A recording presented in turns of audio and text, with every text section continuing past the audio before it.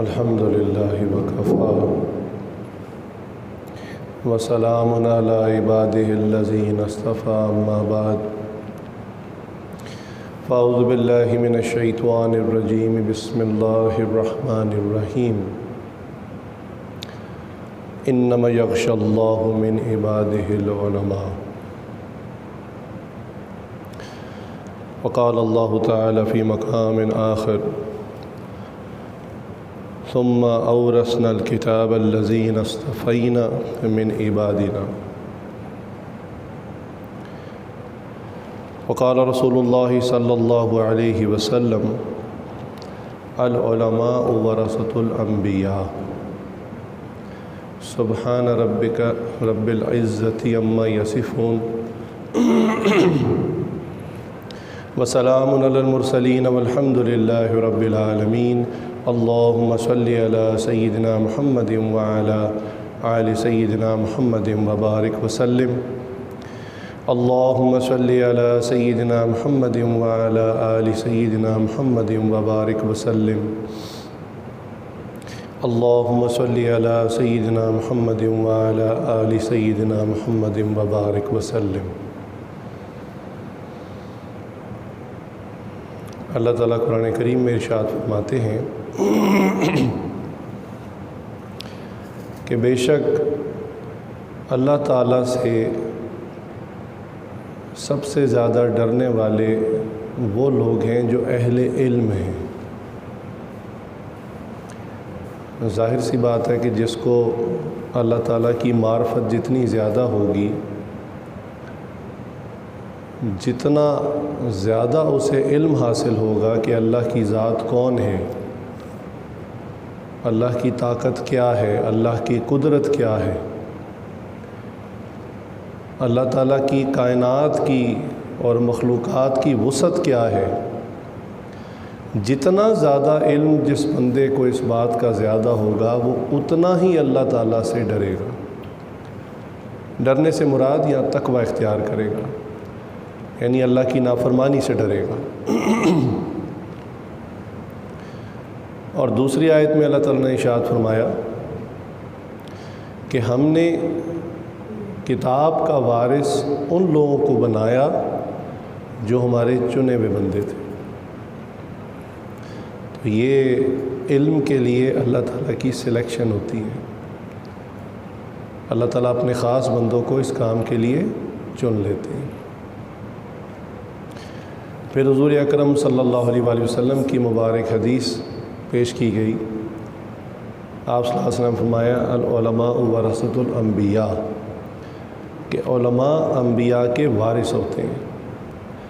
انبیاء کی دنیاوی میراث کوئی نہیں ہوتی، مال دولت، گھر بار، زمینیں، دکانیں، یہ چیزیں نہیں ہوتی۔ علماء کی وراثت، علماء کی میراث وہ علم ہوتا ہے جو آسمانوں سے ان کے سینوں پر آیا اور جو کچھ انہوں نے لوگوں کو بتایا، یہ سب انبیاء کی میراث ہوتی ہے، جسے علماء آگے لیتے ہیں، وصول کرتے ہیں اور پھر آگے پھیلاتے ہیں۔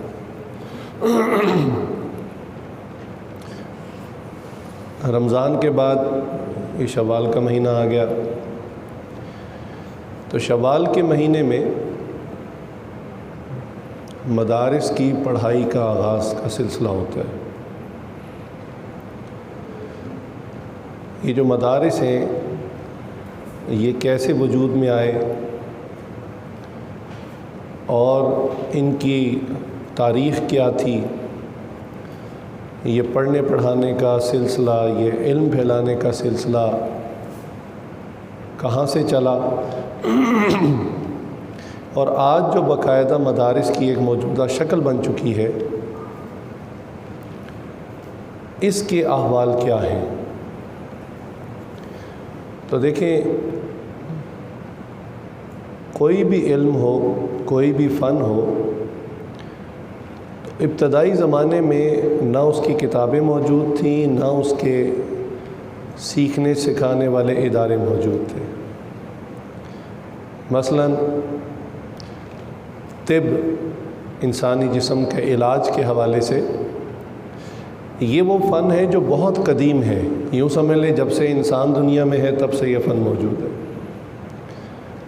لیکن شروع میں اس کے کوئی سیکھنے سکھانے کے لیے انسٹیٹیوٹس، کوئی کالجز نہیں ہوا کرتے تھے، نہ ہی کتابیں ہوتی تھیں۔ مختلف لوگوں نے اس پر کام شروع کیا اپنی سطح پر، اپنے لیول پر، اور انہوں نے دیکھا کہ کچھ جڑی بوٹیوں کے اندر صفات ہیں، کچھ خصوصیات ہیں، اور ان کو اگر استعمال کروایا جائے کسی مریض کو تو ان صفات کی وجہ سے اس مرض میں شفا ہوتی ہے۔ تو یہ ایکسپیریمنٹس چلتے رہے، صدیوں سے چلتے رہے، بالآخر بہت ساری چیزیں انسان نے اسی طرح دریافت کر لیں، اور اس فن کو جاننے والے مختلف علاقوں میں، مختلف لوگوں میں،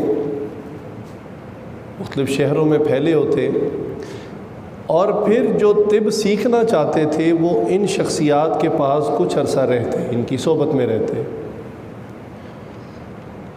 اب ان کے گھر میں کوئی باقاعدہ ادارہ نہ ہوتا، بلکہ وہ شخص خود ادارہ ہوتے۔ 2 طالب علم آ گئے، 3 طالب علم آ گئے کہ جی میں آپ سے طب پڑھنا چاہتا ہوں، آپ کی زندگی کے جو تجربات ہیں، جو فارمولے آپ نے ڈھونڈے ہیں، جن جڑی بوٹیوں کی صفات آپ نے تلاش کی ہیں، ان کے بارے میں ہمیں بھی بتائیں۔ تو اس طرح وہ طالب علم آتے اور سیکھ کر چلے جاتے۔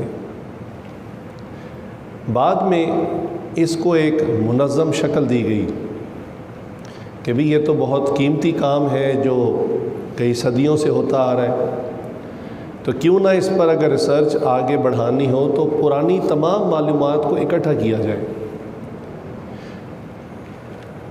تو ان حضرات نے جنہوں نے اپنے طور پر طب کے اوپر ریسرچ کی ہوئی تھی، اپنی زندگیاں گزاری تھیں، انہوں نے اپنے کچھ ایکسپیرینسز، اپنے تجربات، اپنے نوٹس لکھے ہوئے تھے۔ انہی کے نوٹس کو، انہی کی کتابوں کو لیا گیا اور لے کر باقاعدہ طب کی کتابیں پرنٹنگ کے اندر آنا شروع ہو گئیں، چھپنا شروع ہو گئیں۔ اب جب کتابیں چھپنا شروع ہو گئیں تو پڑھنے والے کچھ سمجھ جاتے، کچھ نہ سمجھتے۔ پھر ان کتابوں کو پڑھانے کے لیے انسٹیٹیوٹس بنائے گئے، میڈیکل کالجز، میڈیکل یونیورسٹیز بنائی گئیں۔ پھر جب اس پہ کام شروع ہوا تو پتہ چلا کہ یہ تو بہت وسیع ایک فن ہے۔ دماغ کے اوپر اب الگ جو ہے وہ اسپیشلائزیشن کروائی جاتی ہے، آنکھ کے اوپر الگ سے اسپیشلائزیشن کروائی جاتی ہے، معدے کے الگ اسپیشلسٹ ہیں، دل کے الگ اسپیشلسٹ ہیں، کڈنی کے، ہڈیوں کے۔ تو اس طرح یہ سلسلہ قدیم زمانے سے چلتا چلتا ایک منظم شکل میں آ گیا۔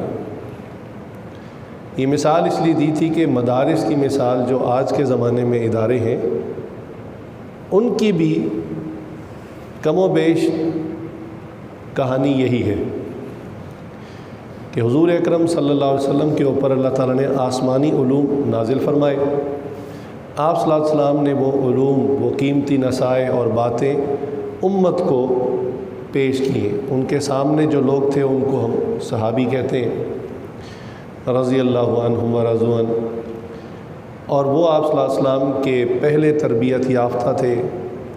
پھر آپ صلی اللہ علیہ وسلم دنیا سے تشریف لے گئے تو ان صحابہ نے اس علم کو آگے بڑھانا شروع کیا، پھیلانا شروع کیا۔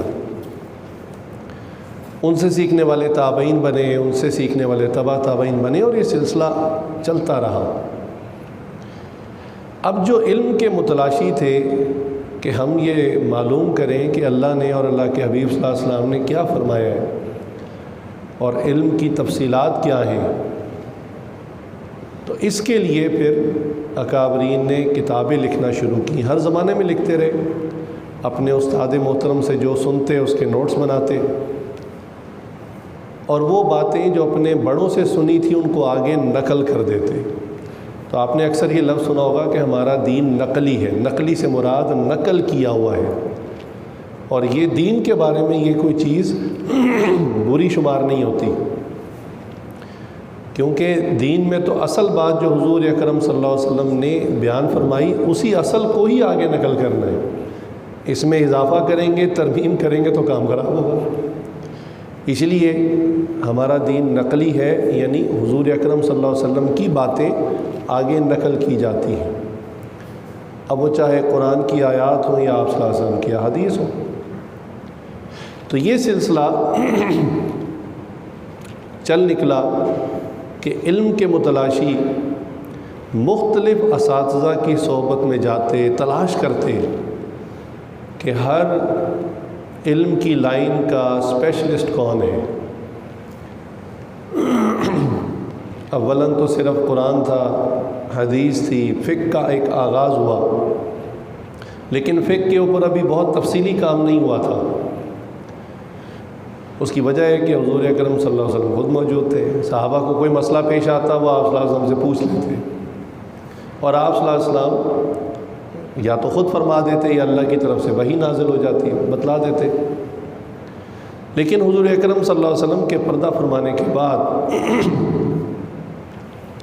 ضرورت پڑی کہ جو علوم نازل ہو چکے، چاہے وہ قرآن تھا یا حدیث تھی، انہی کے اندر ہمارے مسائل کا حل موجود ہے، ان پر ریسرچ کی جائے۔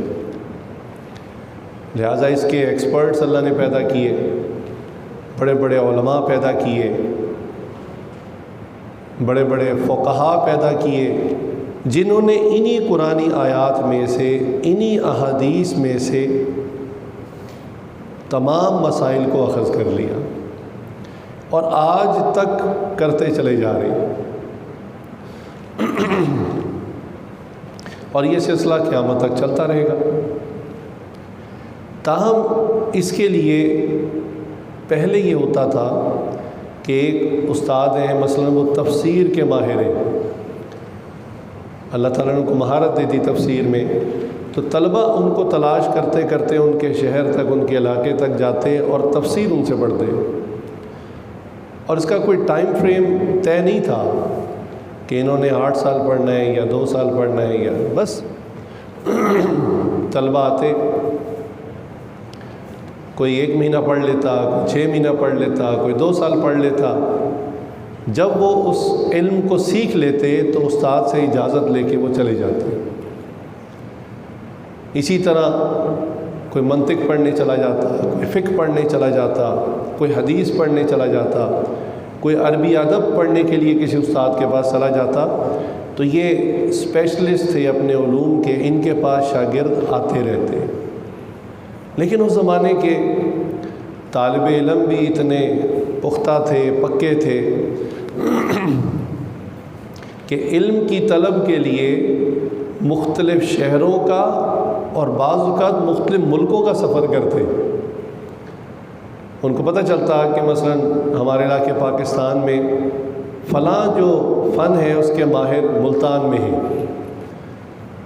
تو وہ اپنا گھر بار چھوڑ کر ملتان ان کے ہاں چلے جاتے، اور بعض اوقات استاد کے پاس آگے رہائش کا اور کھانے کا انتظام ہوتا اور بعض اوقات انتظام نہ ہوتا۔ وہ صاف معذرت کر لیتے کہ بیٹا میں آپ کو پڑھا تو سکتا ہوں، لیکن نہ میرے پاس رہائش ہے نہ کھانا کھلانے کا انتظام ہے، وہ آپ کو خود ہی مینیج کرنا پڑے گا۔ اور ہمارے اکابرین، ہمارے اسلاف اتنے پکے تھے کہ وہ کہتے حضرت آپ کے ذمے صرف پڑھانا ہے، اپنے کھانے کا بندوبست اور رہائش کا بندوبست میں خود کروں گا۔ لہٰذا وہ طلبہ محنت مزدوری کرتے، اس سے جو کچھ پیسے حاصل ہوتے اس سے وہ اپنے کھانے کا اور کپڑوں کا انتظام کر لیتے، اور استاد کے پاس خالصتاً علم دین کو سیکھنے کے لیے بیٹھتے۔ اب اسی طرح کوئی 6 ماہ گزار دیتا، کوئی 1 سال گزار دیتا، کوئی 2 سال گزار دیتا۔ تو یہ سلسلہ چلتا رہا، لیکن وقت کے ساتھ ساتھ جب طالب علم کمزور ہوتے گئے، ہمتیں، استعدادیں کمزور ہو گئی، اب دور کا سفر کرنا مشکل ہو گیا کہ اب کیسے اتنی دور جائیں اور جا کر جو ہے وہ علم حاصل کریں، پھر وہاں پر کوئی رہائش کا انتظام نہیں، کوئی باقاعدہ کھانے کا انتظام نہیں، ٹھہرنے کا انتظام نہیں، تو ہر آدمی اتنا مضبوط تو نہیں ہوتا کہ جو اس چیز کو برداشت کر سکے۔ چنانچہ اس کے لیے پھر باقاعدہ ادارے بنائے جانے لگ پڑے، دینی مدارس کا قیام کیا گیا۔ یہی عظیم ہستیاں جو مختلف فنون کے ماہر ہوتے اور مختلف علوم کے ماہر ہوتے، ان کو باقاعدہ ان کی خدمات لی گئیں کہ آپ کو ہم کچھ مناسب وظیفہ دے دیں گے، آپ اپنا کاروبار، اپنی کھیتی باڑی، اپنی مصروفیات کو چھوڑیں اور مستقلاً آ کر یہاں طلبہ کی علمی خدمت کریں۔ ان کو ہائر کیا جاتا۔ اسی طرح طلبہ بھی آتے تو ان طلبہ کے لیے بھی رہائش کا انتظام، کھانے پینے کا انتظام، اور بعض اوقات بہت غریب طلبہ ہوتے ہیں ان کے لیے وظیفے کا انتظام بھی کیا جاتا۔ تو یہ سلسلہ پھر چلنا شروع ہوا، اس طرح مدارس کا قیام ہونا شروع ہوا۔ اب مدارس بہت بن گئے، ہر مدرسے کے اندر مختلف ترتیب ہے پڑھانے کی، کوئی مدرسہ کوئی کتابیں پڑھا رہا ہے، کوئی پڑھا رہا ہے، کوئی پڑھا رہا ہے، جیسے ہر ادارے کا اپنا سلیبس ہوتا ہے۔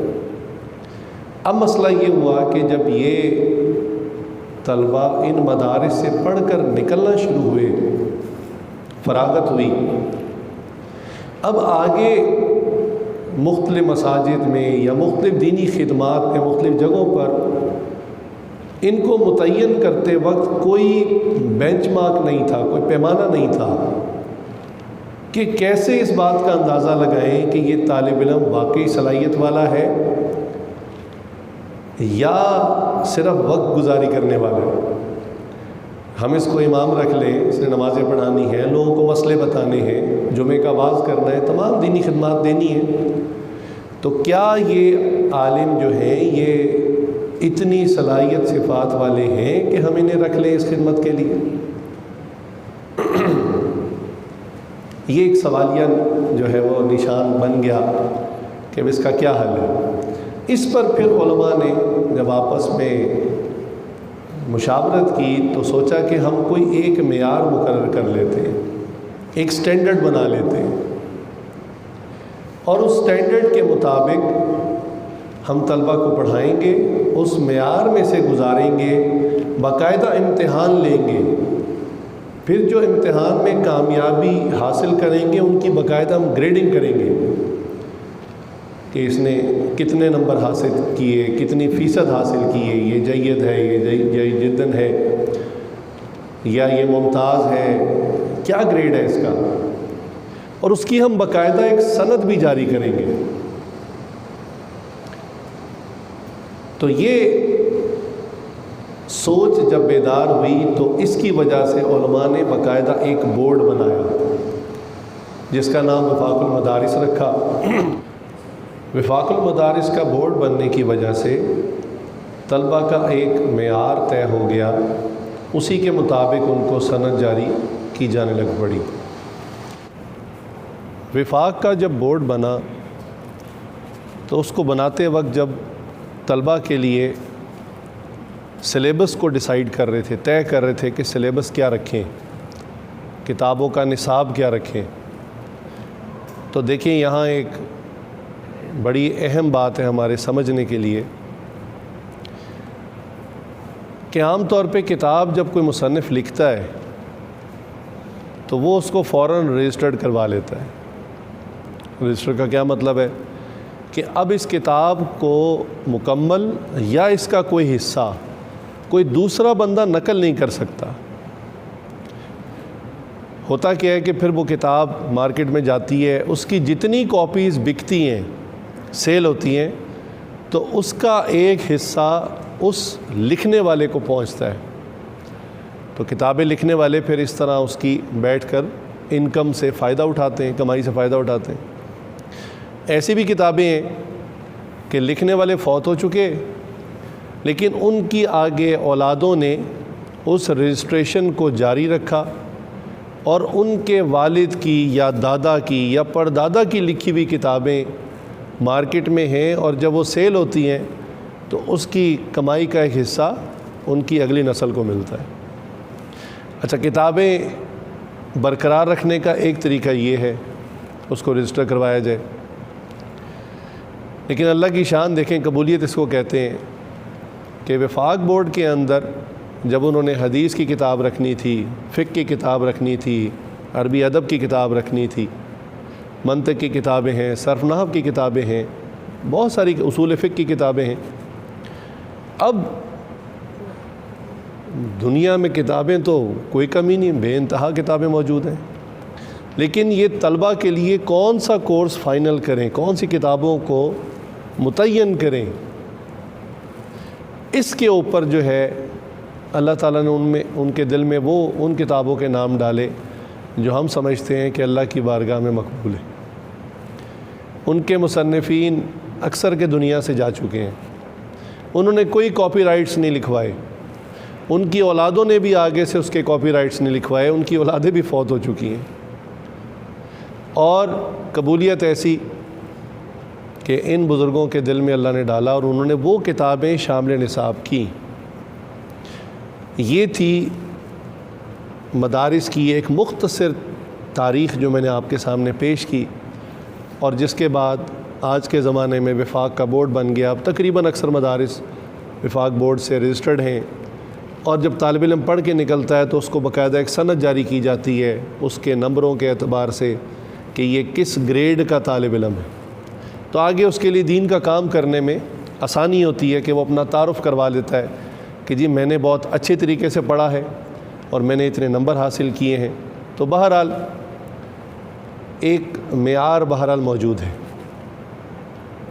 لیکن جو سوچنے کی بات ہے وہ یہ کہ مدارس کی اس تاریخ کے اندر جو ہمارے اکابرین ہیں، ہم دیکھتے ہیں کہ ان کے پاس علم نافع تھا، نفع دینے والا علم تھا،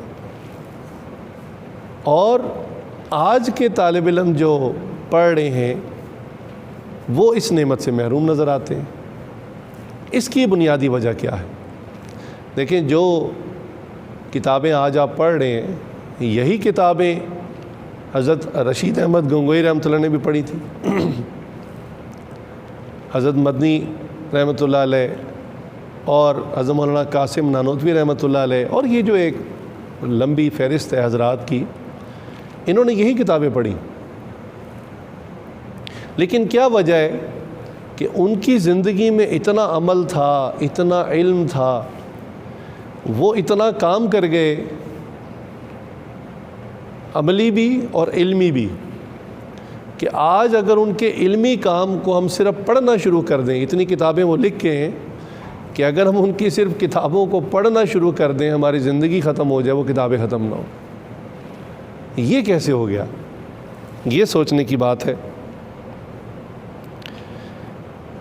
ہمارے اکابرین کے اندر اللہ اکبر علم نافع کس درجے کا تھا۔ چنانچہ واقعات تو بہت ہیں، چند ایک عرض کر دیتا ہوں۔ حضرت عبداللہ ابن مبارک رحمۃ اللہ سے کسی نے پوچھا، حضرت آپ کی زندگی کی حسرت ہے کوئی ایسی بات، کوئی ایسا کام جو آپ سمجھتے ہو کہ جس میں آپ حسرت محسوس کرتے ہو؟ تو فرمایا جی ہاں بالکل ہے، اور فرمایا کہ کیا؟ تو کہنے لگے میری یہ حسرت ہے، یہ خواہش ہے کہ میں زندگی کے آخری دن اور آخری سانس تک علم حاصل کرتا رہوں۔ ایسا علم سے ان کو محبت تھی، ایسا شوق تھا کہ آخری وقت تک علم حاصل کرتے رہے۔ اللہ اکبر۔ چنانچہ ایک محدث فوت ہو رہے ہیں، حضرت ابو ذرا رحمۃ اللہ علیہ، ان کا آخری وقت ہے، حالت نزا ہے، طبیعت خراب ہے، اور ان کے طلبہ ان کو ملنے کے لیے آئے، ان کی تیمارداری کرنے آئے۔ تو ان کو خیال آیا کہ آخری وقت میں فوت ہونے والے کو کلمے کی نصیحت کرنی چاہیے، تلقین کرنی چاہیے۔ لیکن وہ سوچ رہے ہیں کہ ہم استاد ہیں، ان کو یعنی استاد محترم کو کیسے تلقین کریں۔ تو طلبہ نے کیا کیا کہ ایک حدیث ہے اس کی روایت کو پڑھنا شروع کر دیا کہ فلاں نے فلاں سے سنا، فلاں نے فلاں سے سنا۔ اب حضرت ابو ذر رحمۃ اللہ علیہ جو ہیں یہ تقریباً بے ہوشی کی کیفیت میں ہے، لیکن آواز آ رہی تھی، اور وہ روایت پڑھتے پڑھتے ایک جگہ جا کے رک گئے۔ جب وہ جا کر رکے تو آگے سے حضرت ابو ذر رحمۃ اللہ علیہ نے اس روایت کو پڑھنا شروع کر، آنکھیں بند ہیں لیکن انہوں نے وہ روایت کو پڑھنا شروع کر دیا اور آگے اس حدیث کو بیان کیا۔ حدیث کیا تھی؟ من کان آخر کلامہ لا الہ الا اللہ دخل الجنہ، یہ اصل پوری حدیث ہے۔ انہوں نے بے ہوشی کی حالت میں اس حدیث کو پڑھنا شروع کر دی، کیونکہ ساری زندگی حدیث پڑھتے پڑھاتے رہے، تو اب اس حالت میں بھی ان کو وہ یاد تھی۔ انہوں نے روایت مکمل کی اور اس حدیث کو پڑھنا شروع کیا، اور جب کہا کہ من کان آخر کلامی لا الہ الا اللہ، یہاں پر پہنچے تو ان کی روح پرواز کر گئی۔ اللہ اکبر۔ حضرت فرماتے ہیں کہ وہ گویا اس روایت کو یہاں تک پڑھ کے آگے عملاً جنت میں داخل ہو کے دکھا دیا انہوں نے، اللہ کے پاس چلے گئے۔ تو دیکھیں ہمارے اکابرین کو علم دوستی، علم حاصل کرنے کا شوق اتنا تھا، اسی وجہ سے ہم سمجھتے ہیں ان کے پاس علم نافع تھا۔ آج کا طالب علم غیر تعلیمی سرگرمیوں میں اتنا مصروف ہو گیا، اتنا مشغول ہو گیا کہ کتابیں وہی ہیں، علم وہی ہے، مدارس زیادہ منظم ہیں، انتظامات زیادہ بہتر ہیں، کھانے کا، پینے کا، رہنے کا، بجلی کا، پنکھے کا، بیت الخلاء کا، ہر چیز کا انتظام بہتر، لیکن طالب علم کی توجہ چونکہ ناقص ہو گئی، اس کی وجہ سے وہ علم نافع جو ہمارے اکابرین میں تھا آج کے طلبہ میں نظر نہیں آتا۔ دارالعلوم دیوبند کے ایک مفتی صاحب تھے، ان کے طالب علم ان کے کمرے میں گئے، بیمار تھے وہ، تو کمرے میں گئے تو دیکھا فوت ہوئے ہوئے، اور ان کے سینے پر ایک استفتاء گرا ہوا تھا، یعنی کسی نے سوال پوچھا، استفتاء پوچھا، تو اس کو پڑھ رہے تھے، پڑھتے پڑھتے ان کا آخری وقت آ گیا تو وہ پرچہ ان کے سینے پہ گرا ہوا تھا، یعنی آخری سانس تک بھی وہ علم کی خدمت کرتے کرتے دنیا سے چلے گئے۔ آج ہم لاکھ سہولتوں کے اندر ہونے کے باوجود علم سے دور ہیں۔ اس کی وجوہات ہوں گی کچھ، ان وجوہات ہی کو آج بیان کرنا ہے کہ آج کے طلبہ کے اندر علم کا ذوق نہیں یا علم نافع نہیں، تو اس کی کیا وجوہات ہو سکتی ہیں۔ ایک وجہ تو یہ کہ ہم علم سیکھتے ہیں، اس پر عمل نہیں کرتے۔ ہمارے حضرت نے ہمیں دورہ حدیث میں جب ہم داخل ہوئے تو نصیحت فرمائی کہ آپ جس حدیث کو پڑھیں گے یا استاد محترم سے سنیں گے، اسی وقت اس کو اپنی زندگی میں عملاً لے آئیں۔ ماتے ایسا کبھی نہیں ہوگا کہ آپ پورا سال حدیثیں پڑھتے رہیں اور سال کے بعد نیت کریں کہ میں آج سے عمل شروع کروں گا، بلکہ ہونا تو یہ چاہیے کہ 8 سال جب ایک طالب علم پڑھنے کے لیے مدرسے میں آ گیا تو جو بھی وہ دین کی بات اپنے استاد سے سنے، چاہے وہ قرآن ہو، چاہے حدیث ہو، چاہے فقہ کا کوئی مسئلہ ہو، تو جس دن جس وقت اس نے اس بات کو سن لیا، اسی دن اسی وقت اس کو اپنے عمل میں لے آئے۔ یہ نیت کرنا کہ میں تو بھی راستے کا راہی ہوں، طالب علم ہوں، میں 8 سال پہلے سارا علم حاصل کر لوں پھر عمل کرنا شروع کروں گا، اللہ اکبر۔ تو بھئی زندگی کی مہلت کا پتہ نہیں۔ ہمارے اپنے ادارے کا ایک طالب علم پچھلے سال جو ہے فوت ہو گیا، تو یہ کس کو پتہ ہے کہ ہمارا وقت کب آ جائے، اس لیے عمل کے اندر جو ہے تاخیر نہ کریں۔ بس جو بات سن لی آپ اس بات کے عالم ہو گئے، اور یہ بات عوام کے لیے بھی ہے۔ عوام اکثر یہ سوچتے ہیں کہ بھی ہم تو عالم نہیں ہیں، بھئی عالم تو یہ مدرسوں والے ہیں، تو ہم عالم نہیں ہیں۔ جو بات ایک بات بھی آپ نے سن لی تو اس بات کا علم چونکہ آپ کو ہو گیا، آخرت میں اس بات پر سوال ہو جائے گا۔ آخرت کے سوالوں میں سے ایک سوال ہے نا کہ اپنے علم پر کیا عمل کیا۔ تو یہ نہیں ہے کہ یہ سوال صرف مفتی صاحب سے ہوگا یا 8 سال درس نظامی پڑھنے والے سے ہوگا، یہ سوال تو ایک عام آدمی سے بھی ہو جائے گا۔ بھی تمہیں 5 وقت نماز فرض ہے، اس کا علم تھا؟ کہے گا جی تھا، میں بس اس بات کی آپ عالم ہیں، اس کا جواب دو۔ سچ بولنا چاہیے، جھوٹ نہیں بولنا، اس کا علم تھا؟ جی تھا، تو بس اس بات کی آپ عالم ہیں۔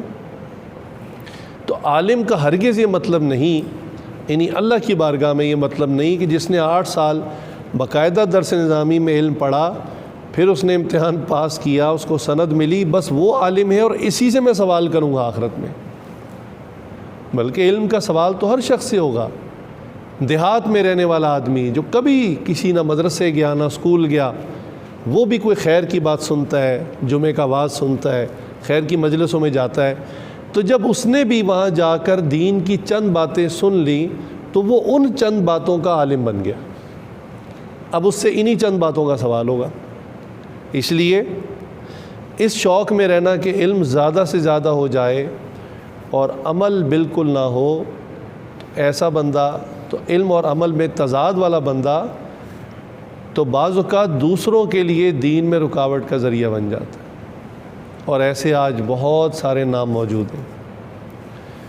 لوگ انگلیاں اٹھاتے ہیں، دیکھو جی فلاں مولوی ہے، فلاں مفتی صاحب ہیں، اور دیکھو وہ آ کر کیا کیا حرکتیں کر رہے ہیں۔ اب تو ویڈیوز بناتے ہیں، یعنی حیرت ہوتی ہے کہ وہ کام جو اسکول کالج کے لڑکوں کے کرنے والے ہیں وہ داڑھی ٹوپی والے لوگ، اہل علم لوگ کر رہے ہوتے ہیں۔ کیا شوق پڑ گیا جی؟ اس سے ریٹنگ زیادہ ہوگی، مشہور زیادہ ہوں گے۔ بھئی مشہور پھر اسی طبقے میں ہوں گے جو تماشے آپ کر کے دکھا رہے ہیں کیمرے کے سامنے، پھر وہی طبقہ آپ کو پسند کرے گا۔ علم کی وجہ سے تو عزت نہیں ہوگی آپ کی، بات سمجھ رہے ہیں؟ جو عزت علم آپ کو دیتا ہے، جو طبقہ علم کی وجہ سے عزت کرتا ہے، اس کی نظروں میں تو آپ گریں گے۔ اور میں اکثر کہا کرتا ہوں کہ خدا را یہ دنیاوی فیس بک اور یوٹیوب کی ریٹنگ بڑھانے کے بجائے اللہ کی بارگاہ میں ریٹنگ بڑھائیں۔ ایسا نہ ہو کہ آپ کی کوئی ایسی حرکت جو آپ نے خود ریکارڈ کروائی ہو، اس کی وجہ سے دنیاوی ریٹنگ تو آپ کو بہت زیادہ مل جائے اور اللہ کی بارگاہ میں سے نام کاٹ دیا جائے۔ تو آج علم کے الفاظ ہیں، عمل نہیں ہے۔ یہ پہلی وجہ ہے کہ جس کی وجہ سے ہم اپنے اکابرین کے راستے پر نہیں چل پا رہے۔ چنانچہ ایک مشہور مقولہ ہے، العلم بلا عمل کالشجر بلا ثمر، کہ علم ہو عمل نہ ہو تو اس کی مثال ایسے ہی ہے کہ درخت ہو اور پھل نہ ہو۔ اب بتائیے کہ وہ درخت جس کی مالی حفاظت کرے، پانی دے، کھاد ڈالے، گوڈی کرے، ہر طرح سے حفاظت کرے، اور پھر بھی وہ پھل نہ دے، تو آخر میں پھر کیا ہوتا ہے کہ بالآخر اس باغ کو کاٹ دیا جاتا ہے۔ ان درختوں کی کوئی ویلیو نہیں ہوتی۔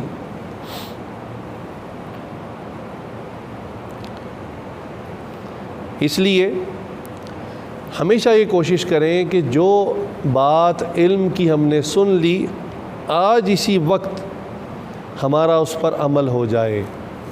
حضرت علی رضی اللہ عنہ کا قول ہے، وہ فرماتے ہیں عالم بے عمل کی مثال ایسی ہے کہ جیسے ایک نابینا نے رات کے اندھیرے میں چراغ پکڑا ہو، اور اس چراغ کی روشنی سے دوسرے لوگ تو فائدہ اٹھا رہے ہیں اور یہ خود اندھا اس سے فائدہ نہیں اٹھا رہا۔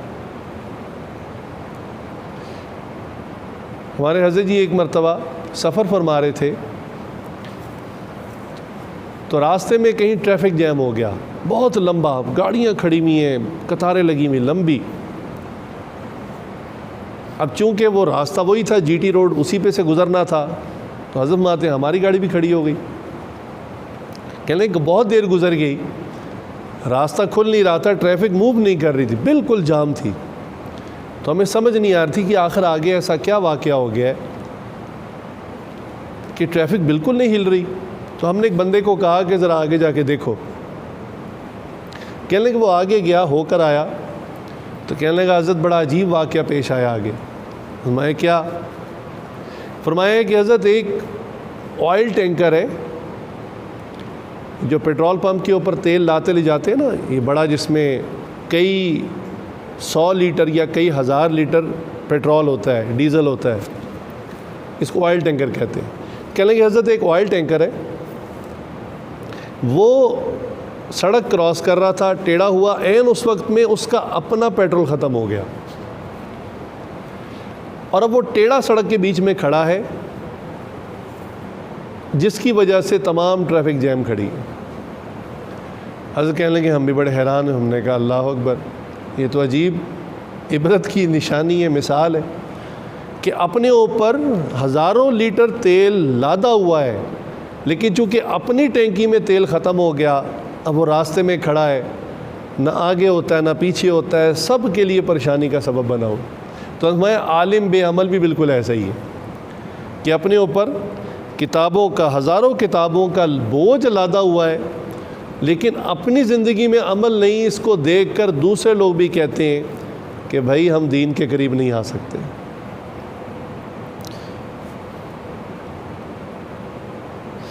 ایسے بندے کو قرآن کریم نے بھی ایک مثال سے بیان کی ہے. قرآن کریم نے کیا کہا؟ کمثل الحمار یحمل اسفارا. ایسے بندے کو کہ جس نے علم کا بوجھ اپنے اوپر اٹھایا ہوا، خود عمل نہیں کرتا، تو گدھے کے ساتھ تشبیہ دی ہے کہ گدھا ہے جس نے بوجھ اٹھایا ہوا ہے. اللہ اکبر. تو علم نافع آج جو ہمارے اندر نہیں ہے، اس کی وجوہات میں سے پہلی وجہ کیا؟ کہ علم کے اوپر عمل نہیں ہے. دوسری وجہ کہ ہم اہل اللہ کی نصیحتیں سنتے ہیں لیکن اس کی پیروی نہیں کرتے. ہم ذوق شوق سے اصلاحی بیان بھی سنتے ہیں، اہل اللہ کی صحبت میں بھی بیٹھتے ہیں، ان کی باتیں سنتے ہیں، مگر جب عمل کی بات آتی ہے تو عمل نہیں کرتے. ہمارے اکابرین اللہ والوں کی صحبت میں بیٹھتے تھے اور جو بات ان کے علم میں آتی یا اللہ والوں کی زندگی میں وہ اس چیز کو دیکھتے، چاہے وہ تقویٰ ہوتا، چاہے وہ صبر ہوتا، چاہے وہ حلم ہوتا، چاہے وہ برداشت ہوتی، چاہے وہ غصے کو پینا ہوتا، تو وہ ان چیزوں کو دیکھ کر اپنے اندر اس کو لے آتے. آج ہم سب چیزوں کو دیکھنے کے باوجود عمل نہیں کرتے. لہٰذا حضرت اقدس تھانوی رحمۃ اللہ سے کسی نے پوچھا کہ حضرت آپ کا تو بہت علم ہے، لگتا ہے بہت زیادہ کتب بینی کرتے ہیں. کتب بینی کا مطلب کتابوں کو دیکھتے ہیں، بہت زیادہ مطالعہ کرتے ہیں. تو حضرت تھانوی رحمۃ اللہ نے فی البدی جواب دیا کہ فرمایا کہ میں نے کتب بینی سے زیادہ قطب بینی کی ہے. قطب قاف سے یعنی اللہ والوں کے درجات ہوتے ہیں نا، تو ان درجات میں سے ایک درجات ہیں، یعنی قطب ہے، ابدال ہے، اللہ کے ولیوں کے درجے ہوتے ہیں. تو فرماتے ہیں میں نے کتابوں کو پڑھنے سے زیادہ اللہ کے ولیوں کی صحبت کو حاصل کیا اور اس سے فائدہ اٹھایا ہے، جس کی وجہ سے اللہ تعالیٰ نے میرے علم کو علم نافع بنا دیا. چنانچہ کہا کہ حضرت حاجی امداد اللہ مہاجر مکی رحمۃ اللہ علیہ، ان کی صحبت کو میں نے پایا اور یہ اپنے وقت کے کتب تھے. تو دوسری وجہ یہ کہ ہم اچھی صحبت میں آ جانے کے باوجود محروم رہتے ہیں کہ ان باتوں پہ عمل نہیں کرتے جو ہم اپنے اللہ والوں میں دیکھتے ہیں. ہم دیکھتے ہیں کہ کس طرح وہ غیبت سے بچتے ہیں، مشکل حالات میں بھی اللہ کا شکر ادا کرتے ہیں، صبر کرتے ہیں، درگزر کرتے ہیں، احسان کا بدلہ اتارتے ہیں، کسی کے بارے میں دل میں جو ہے وہ برے جذبات نہیں رکھتے، کسی کی غیبت نہیں کرتے، جھوٹ نہیں بولتے. یہ سب کچھ دیکھنے کے باوجود ہم خود عمل نہیں کرتے. حضرت تھانوی رحمۃ اللہ کا ایک بڑا زبردست قول ہے. فرماتے ہیں، وہ اکثر فرمایا کرتے تھے کہ اے اللہ، تو جس پر احسان کرتا ہے اسے اپنے اولیاء کی پہچان دے دیتا ہے. اے اللہ، تو جس پر احسان کرتا ہے اسے اپنے اولیاء کی پہچان دے دیتا ہے، اور جس سے تو ناراض ہوتا ہے اسے اولیاء کی، اس بندے سے اولیاء کی پہچان کو چھین لیتا ہے۔ وہ اللہ کے ولیوں کو نہیں پہچان سکتے، وہ کہتے ہیں ہماری طرح کے عام لوگ ہیں، اور یہ کفار بھی کہتے تھے۔ جب حضور صلی اللہ علیہ وسلم نبوت کے اعلان فرمایا تو یہ کہتے تھے یہ ما لہذا الرسول، یہ کس قسم کے رسول ہیں کہ بازاروں میں چلتے ہیں، کھاتے پیتے ہیں، شادی کرتے ہیں، یہ کون سے رسول ہوئے؟ تو بندے کو چاہیے کہ جب اسے اہل اللہ کی صحبت مل جائے، جیسے ماشاءاللہ ہمارے مشائخ ہیں، حضرت جی شیخ ذوالفقار نقشبندی صاحب ہیں، ہمارے شیخ حضرت ڈاکٹر صاحب دامت برکاتہم عالیہ ہیں، اللہ تعالیٰ نے حضرات کی زندگی میں، عمر میں، صحت میں برکت عطا فرمائے۔ تو جب ان کی صحبت مل گئی ہے تو انسان کو چاہیے کہ ان کی صحبت میں بیٹھ کر جو باتیں اور جو چیزیں سمجھ رہا ہے، دیکھ رہا ہے اچھی، اس کو اپنے عمل میں لے کر آئے۔ تیسری وجہ یہ علم نافع سے محرومی کی کہ ہم گناہ کرتے ہیں اور استغفار نہیں کرتے۔ گناہ ہر انسان سے ہو جاتا ہے، بعض لوگ جان جان کر گناہ کرتے ہیں اور بعض لوگوں سے غیر دانستہ گناہ ہو جاتے ہیں۔ ہم جس زمانے کے اندر ہیں ہر طرف گناہوں کا ماحول ہے۔ آپ کبھی سڑک پر نکلیں اپنے کسی کام کے لیے تو ہر طرف موسیقی، بد نظری، تصویریں، ایسا احوال ہیں کہ نہ چاہتے ہوئے بھی گناہ ہو جاتا ہے، اور جو نیت اور قصداً گناہ کرے وہ تو پھر گناہوں میں ڈوب جاتا ہے۔ تو اس کے لیے ہمیں چاہیے کہ ہم استغفار بھی اتنا ہی زیادہ کریں۔ جب بندہ کثرت استغفار کرتا ہے اللہ تعالیٰ اس کے گناہوں کو مٹا دیا کرتے ہیں، اور دل پھر اس کا کالا نہیں ہوتا، جیسا کہ حدیث میں آیا کہ جب بندہ گناہ کرتا ہے دل پر ایک سیاہ نقطہ لگ جاتا ہے، اگر وہ استغفار کر لیتا ہے وہ نقطہ مٹا دیا جاتا ہے، اگر وہ استغفار نہیں کرتا وہ نقطہ باقی رہتا ہے، یہ ایک اور گناہ کرتا ہے، پھر نقطہ لگتا ہے، پھر گناہ کرتا ہے، پھر نقطہ لگتا ہے، حتیٰ کہ حدیث میں آیا کہ گناہوں کی وجہ سے اس کا پورا دل سیاہ ہو جاتا ہے، پھر خیر کی بات بھی اس پہ اثر نہیں کرتی۔ پھر جیسے قرآن نے کہا نا کہ ان کے دل پر قفل لگ جاتے ہیں، تالے لگ جاتے ہیں، پھر واقعتاً وہ نصیحت اور ہدایت کی بات سن کر بھی عمل نہیں کرتے۔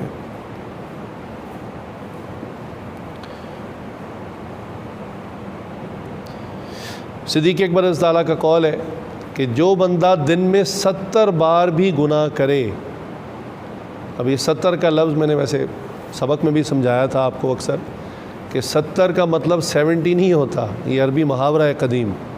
70 کا مطلب لا متناہی، انفینٹی ہے، یہ عربوں کا محاورہ ہے، اس زمانے میں 70 بولا کرتے تھے،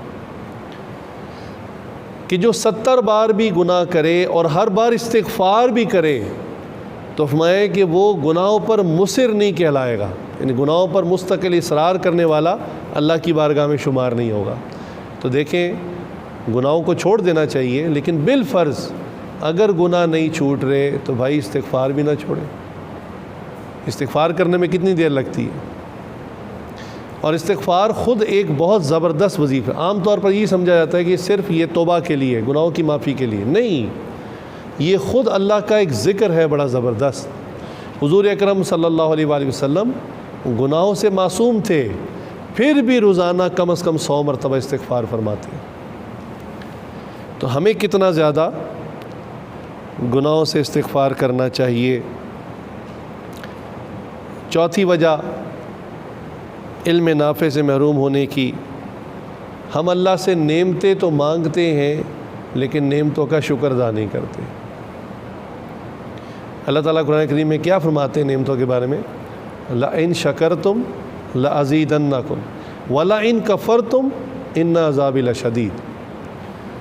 تو ہم نعمتیں مانگتے ہیں، یا اللہ ہمیں موٹر سائیکل دے دے، گاڑی دے دے، مکان دے دے، بیوی دے دے، بچے دے دے، ضرورت کے لیے ہم موبائل فون مانگتے ہیں اور پتہ نہیں کیا کیا نعمتیں مانگتے ہیں، لیکن کیا جس رفتار سے ہم اللہ سے نعمتیں مانگتے ہیں اتنی ہی رفتار اور شدت سے ہم شکر بھی ادا کرتے ہیں؟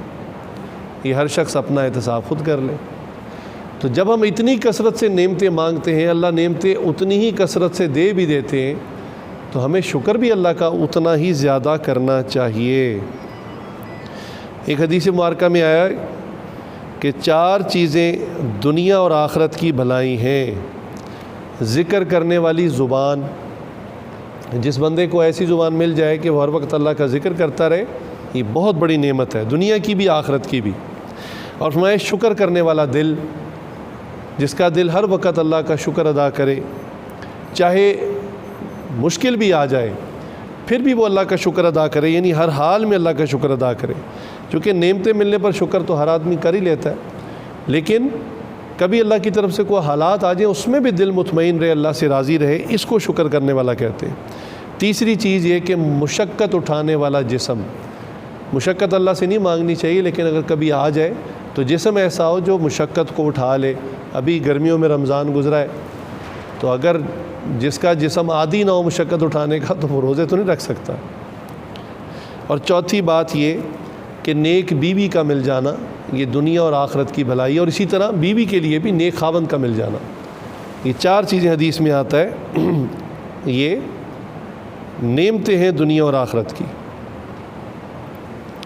وہ ایک صاحب کا جوتا گم ہو گیا تو وہ مسجد کی طرف جا رہے تھے، اب سخت گرمی تھی، زمین بھی تپی ہوئی تھی، تو وہ ننگے پاؤں چل رہے تھے۔ ان کے دل میں ہلکا سا شکوہ پیدا ہوا کہ یا اللہ میں آپ کے گھر عبادت کرنے کے لیے جا رہا ہوں، اور گرمی کا وقت ہے اور زمین گرم ہے، میرے پاؤں جل رہے ہیں، جوتا بھی میرے پاس نہیں ہے۔ تو کہنے لگے ابھی وہ دل میں سوچ ہی رہے تھے کہ ایک دم آگے مسجد کے دروازے پر ان کی نظر ایسے شخص پر پڑی جس کے دونوں پاؤں نہیں تھے، اور وہ بھی گھسٹ رہا تھا اور مسجد کے اندر ہی داخل ہو رہا تھا۔ اللہ اکبر! ایک دم دل پر چوٹ پڑی، انہوں نے استغفار کی، اللہ سے معافی مانگی کہ یا اللہ میں جوتا نہ ہونے کا شکوہ کر رہا ہوں، اس شخص کے تو دونوں پاؤں ہی نہیں ہیں، اور پھر بھی وہ آپ کی نماز کے لیے سر جھکانے کے لیے آپ کے گھر کی طرف جا رہا ہے۔ تو دیکھیے، ہم اگر نعمتوں کو گننا شروع کریں تو واقعتاً اللہ کی نعمتیں ہم پر بہت زیادہ ہیں، اور شکر گزاری کے اندر ہم بہت کمزور ہیں۔ 5ویں اور آخری بات جس کی وجہ سے شاید ہم علم نافع سے محروم ہیں، وہ یہ کہ ہم میتوں کو دفن کرتے ہیں اور ان سے عبرت نہیں پکڑتے۔ ویسے تو مسلمان مومن بندہ دنیا کی ہر چیز سے عبرت پکڑتا ہے، ہر چیز سے، ہر واقعے سے عبرت پکڑتا ہے، لیکن بہرحال کوئی قریبی فوت ہو جائے اور بندہ اس کو دفن کرنے کے لیے قبرستان لے جائے، اپنے ہاتھوں سے قبر میں اتارے، اس کے اوپر مٹی ڈالے اور پھر واپس آئے، تو اس کے دل کی دنیا بدل جانی چاہیے۔ اگر اب بھی دل کی دنیا نہیں بدلتی، یہ پھر گناہوں کے اوپر ٹکا ہوا ہے، تو اس کا مطلب ہے کہ اب اس کا دل شدید سخت ہو چکا ہے۔ اس لیے یہ بظاہر وہ وجوہات ہیں کہ جس کی وجہ سے آج ہم علم نافع سے محروم ہیں۔ ہمارے اکابرین کے اندر یہ چیز کیوں موجود تھی؟ حالانکہ میں نے شروع میں عرض کیا انہوں نے یہی کتابیں پڑھی، اسی نصاب میں سے گزرے، انہی مدارس میں پڑھے، اسی انداز سے پڑھے، اس کے باوجود انہوں نے زندگی میں اتنا کام کیا، علمی بھی عملی بھی، عبادت دیکھو تو عبادت بے شمار، علمی خدمات دیکھو تو علمی خدمات بے شمار، کئی کی کتابیں جو ہیں لکھی، کئی کے مدارس آگے کھول دیے، اور ان کے جو شاگرد ہیں وہ آگے خود کئی کے مدارس کھول رہے ہیں۔ تو یہ علم نافع ہے نا، نظر آتا ہے کہ اب ایک ایسی فیکٹری لگ گئی جس کی آگے پروڈکشن شروع ہو گئی، اس کے نتائج نظر آنے شروع ہو گئے، اور آج کا طالب علم نتائج تو دور کی بات، خود اپنی زندگی میں بھی علم کے اثرات نہیں دیکھتا۔